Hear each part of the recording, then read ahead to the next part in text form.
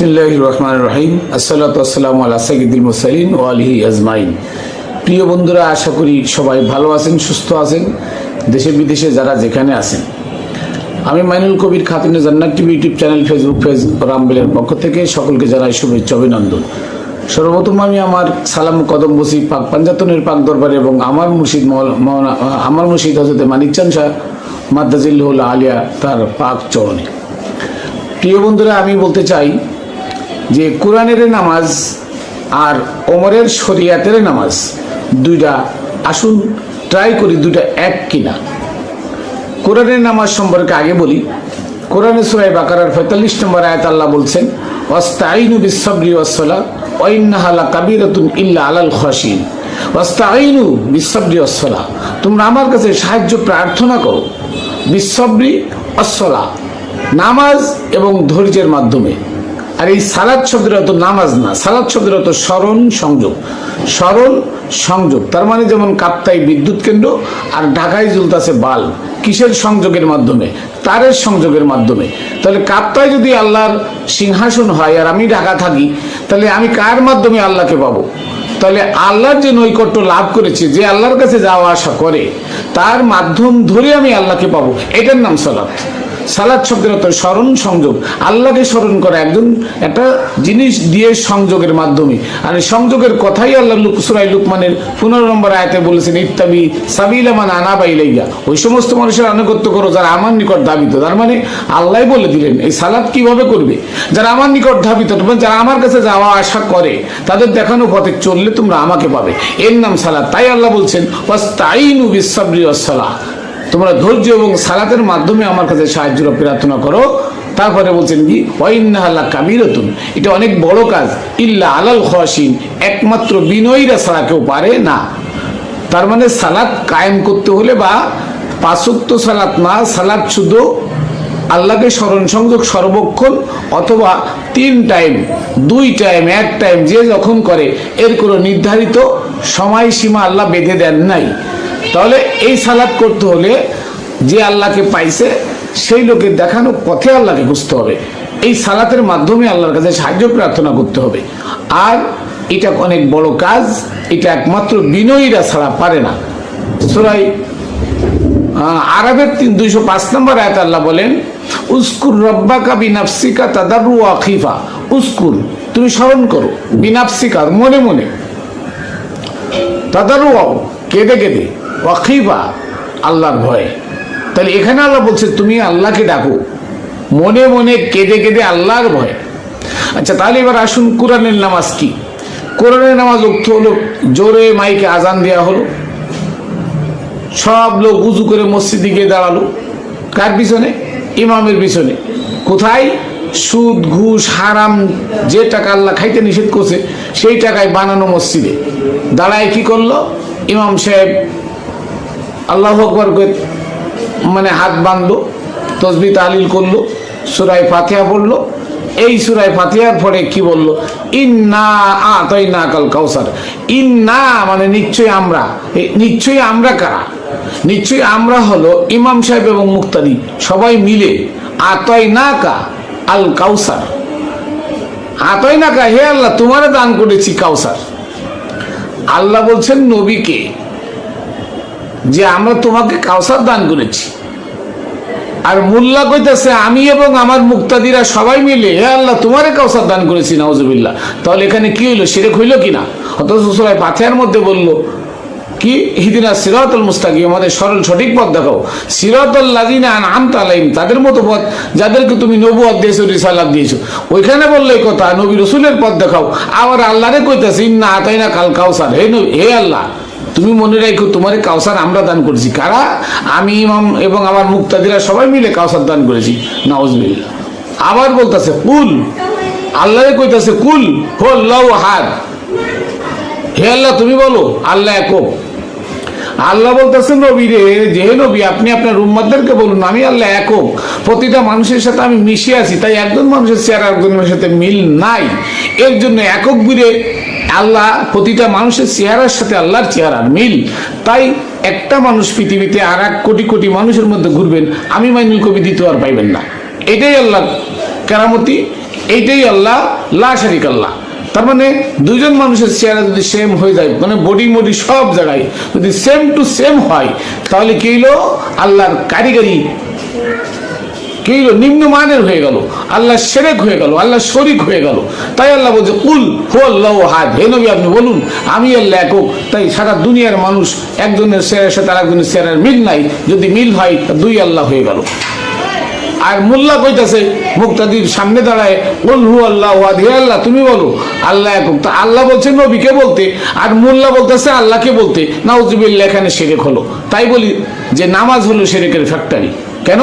এই নামাজের ভিতরে কোরআনের সূরা আল্লাহকে কিচ্ছা কাহিনী শোনানো হয়। আবার বলতেছে মোল্লা কি ওয়াকাল আল ফিরাউন, ফিরাউন বলল ইন্নী রব্বুকুমুল আলা, বড় খুদা।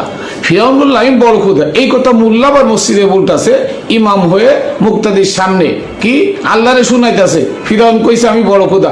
আল্লাহ তো এই কিচ্ছা কাহিনী নবীকে শুনাইলো। নবী তোমার উম্মতরা ফিরাউনের কাহিনী জানে না, তাদেরকে কিচ্ছা কাহিনীটা বলো। আল্লাহ বলতে বললেন নবীকে, নবী শুনালেন। আর মোল্লা আল্লাহরে শুনাইতেছে। ফিরাউন কইলো আমি সবচেয়ে বড় খুদা। তার মানে আল্লাহরে কইলো যে ফিরাউন বড় খুদা, আমরা ফিরাউনরে মানি, তোমারে মানি না। তাই আসে না কথা যে ফিরাউন বড় খুদা, ফিরাউন কইছে সে বড় খুদা। তার মানে আল্লাহর দেওয়া বিধানকে সম্পূর্ণ পদ্দলিত করে ওমরের বিধান বাস্তবায়িত হয়েছে 1450 বছর ধরে। কি করে যদি বলেন কি করে? আজকে আওয়ামী লীগ 17 বছর থেকে জামাত বিএনপিকে প্রায় নিশ্চিহ্ন করে ফেলেছিল। এখন মনে করেন যে আওয়ামী লীগকে এই বিএনপি জামাত মিলে আওয়ামী লীগকে নিষিদ্ধ করে দিয়েছে। এখন আওয়ামী লীগকে নিষিদ্ধ করার ফলে যদি আওয়ামী লীগের অস্তিত্ব আস্তে আস্তে আস্তে করে 100 বছর পর্যন্ত যায়, অস্তিত্ব থাকবে না। 100 বছর পরে মনে করেন কি হবে?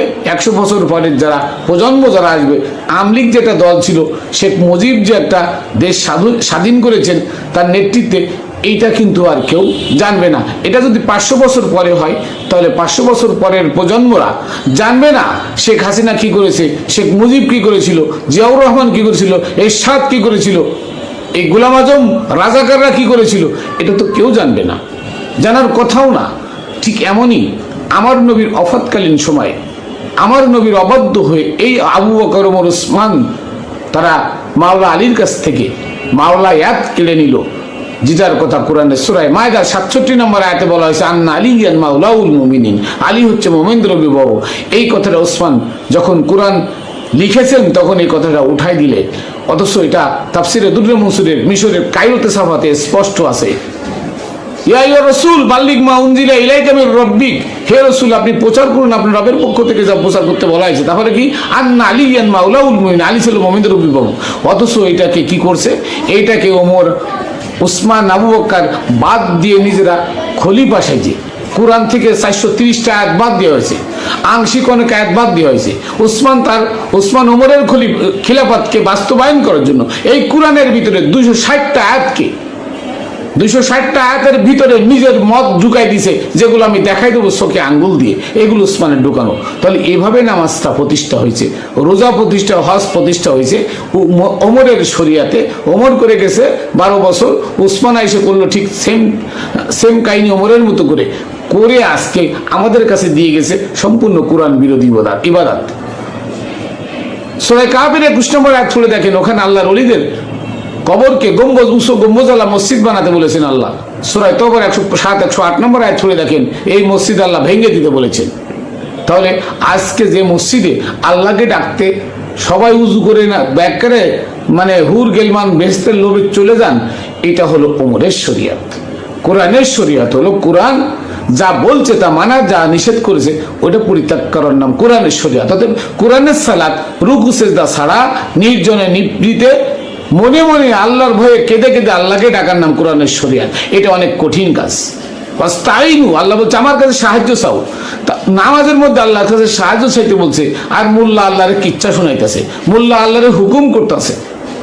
এটা কি সাহায্য চাওয়া হইল? তো সাহায্য যদি চাওয়া না হয়, তাহলে এই নামাজটা কার? এই নামাজ পড়ে কেউ মুক্তি পাবে এমন কথা কোরআনে নাই। এই নামাজ না পড়লে কাউকে সাজা দেওয়া হবে এমন কথা কোরআনে নাই। তাহলে এই নামাজের পিছনে কেন আমরা সর্বক্ষণ দৌড়াই? তার মানে হলো এটা ওমরের শরিয়াত বাস্তবায়িত হয়ে গেছে দুনিয়াতে। তাই সবাই মনে করে না পড়লে কোটি কোটি বছর জাহান্নামে যাওয়া লাগবে, অথচ এই প্রসঙ্গে কোনো আয়াত কোরআনে নাই যে নামাজ, এই নামাজ কাজা করলে আপনাকে সাজা হবে, কোরআনে নাই। এই নামাজ পড়লে আপনাকে কোনো প্রতিদান দেওয়া হবে, এটাও কোরআনে নাই। তাহলে আপনি গাঠির খেয়ে কেন প্রতিদিন ও মসজিদে দৌড়ান ওই ওমরের শরিয়াত বাস্তবায়ন করার জন্য? এর জন্য আল্লাহর কাছে আপনাকে কৈফিয়ত দিতে হবে। তুমি কোরআন বিরোধী কেন ওমরের শরিয়াত করেছো? তুমি আমার নবীর রেখে দেওয়া মোহাম্মদ ইসলামকে পরিত্যাগ করেছো, ত্যায্য করেছো, লাথি মারে ফেলে দিয়ে ওমরের শরিয়াত বাস্তবায়ন করেছো। আর এই মোল্লারা যা করে, তারা ধর্ম বেঁচে খায়। নবী কি ধর্ম বেঁচে খাইতো? তাহলে ওরা ওরাসাতুল আম্বিয়া বলে, কারণ ওরা বলে আম্বিয়াদের ওয়ারিস। ওরা মাদ্রাসা মসজিদের কথা কয়ে বাড়ি বাড়ি ভিক্ষা করে খায়। আমার নবী কি তাই করে খাইছিল? ওরা মিথ্যা কথা বলে, ওরা ওয়াজে কিচ্ছা কাহিনী শোনায় কোরআন বাদ দিয়ে। আমার নবী কি তাই করতে বলেছিল? ইসলাম মানে শান্তি। কোন শান্তি?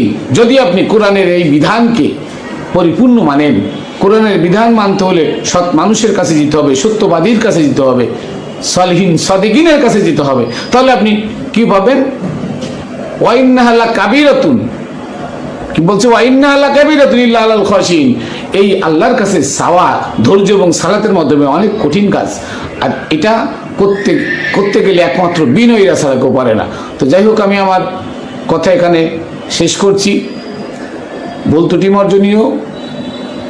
আমি আমার শেষ সালামও কদমবসি পাক পাঞ্জাতনের পাক দরবারে আমার বাবা মানিক চাঁদ শাহ মাদ্দাজিল্লুল আলিয়ার পাক কদমে রেখে সকলকে আবারও খাতুনে Jannat TV YouTube channel Facebook পেজের পক্ষ থেকে শুভেচ্ছা অভিনন্দন। জয় গুরু। আবার দেখা হবে অন্য ভিডিওতে।